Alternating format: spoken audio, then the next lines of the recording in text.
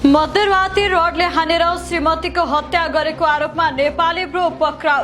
दर्शकबिन, सामाजिक सञ्जालमा नेपाली ब्रो नामले परिचित टिकटकर कुमार थापा मगरलाई आफ्नी पत्नी ईश्वरी भुजेलको हत्या गरेको आरोपमा प्रहरीले पक्राउ गरेको छ। जिल्ला प्रहरी परिषद काठमाडौँका प्रवक्ता प्रहरी उपरीक्षक पवन कुमार भट्टराईका अनुसार शुक्रबार राति काठमाडौँको लोलाङ स्थित पैउटार क्षेत्रमा भएको घटनामा भुजेलमाथि रड प्रहार गरिएको थियो। गम्भीर घाइते भएकी भुजेलको उपचारका क्रममा मृत्यु भएको प्रहरीले जनाएको छ। प्रहरीका अनुसार घटना शुक्रबार राति करिब 10:10 जाँदा भएको हो।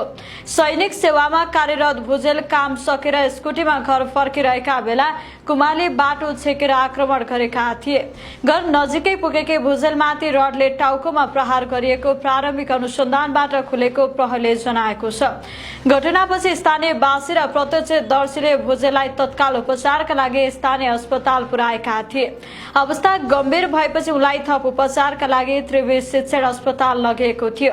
अत्याधिक रक्तस्रावका कारण उपचारकै क्रममा राति करिब 11:30 बजे चिकित्सकले मृत घोषणा गरेका थिए। प्रहरीका अनुसार कुमार र ईश्वरी बीच लामो समयदेखि वैवाहिक विवाद चलिरहेको थियो र उनीहरू सम्बन्ध विच्छेदको प्रक्रियातर्फ अघि बढिरहेको प्रारम्भिक अनुसन्धानमा खुलेको छ।